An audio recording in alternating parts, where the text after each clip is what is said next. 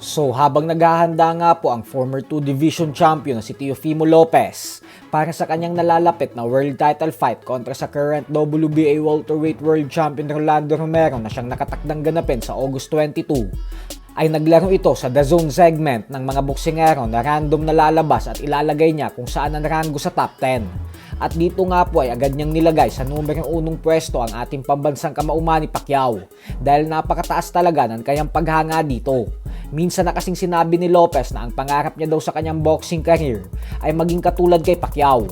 Giit ni Lopez na alam niya naman daw na sobrang imposible na maabot ang mga nakamit ni Pacquiao. Kaya kahit umano makalahati man lang siya sa mga naging tagumpay ni Pacman ay masaya na siya. Bukod dyan ay hindi lang umano ang mga ginawa ni Pacquiao sa sport ng boxing ang hinahangaan niya. At bagkus maging ang mga aktibidad nito sa labas ng boxing at pagtulong sa mga tao ay mas kahanga-hanga daw itong gawain. Kaya bagay na bagay umano kay Pacquiao ang palayaw nitong The People's Champion. Ganun pa man ay sa top 10 na listahan nga po na inilagay ni Lopez kanina ay nilagay niya ang kanyang sarili sa pangalawang pwesto. Kaya ibig sabihin nito ay sa lahat ng boksingero na nasa listahan na ito ay si Pacquiao lang ang tanggap niya na mas magaling talaga sa kanya. Habang sina Canelo Alvarez at maging ang huling tumalo sa kanya na si Shakur Stevenson ay pinaniniwalaan niya na masigit pa siya sa mga ito. Sa kabilang banda naman mga idol ay ibinunyag naman nga po ng Pinoy boxing legend, former 4 Division champion Donnie Ahas Nietes sa kanyang official Facebook page na inad umano siya ni Limuel de Barbo. Kaya naman napatanong si Nietes kung ano daw ba ang balak nito kung bakit inad siya. Giit ni Nietes na makikipag-sparring daw ba ito sa kanya.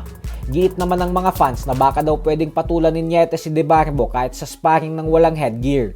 Nang sa ganun umano ay baka sakaling tuminudo ang utak ni De Barbo. Ganun pa man ay nakatuon po ngayon ng atensyon ni De Barbo sa vlogger na si Boy Tattoo.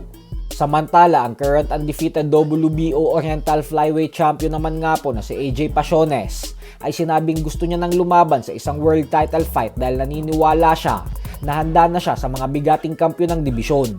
Subalit para sa ilang mga fans ay sinabing masyado pa daw hilaw si Pasiones para lumaban sa isang kampyonato.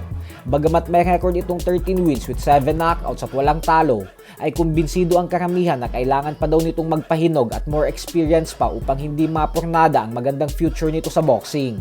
Hindi rin naman umano nito kailangang magmadali kasi may napakabatang edad pa lamang si Pasiones na 21 anyos.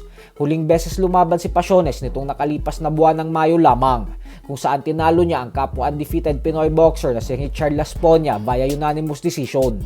So hanggang dito na lang po muna tayo mga idol.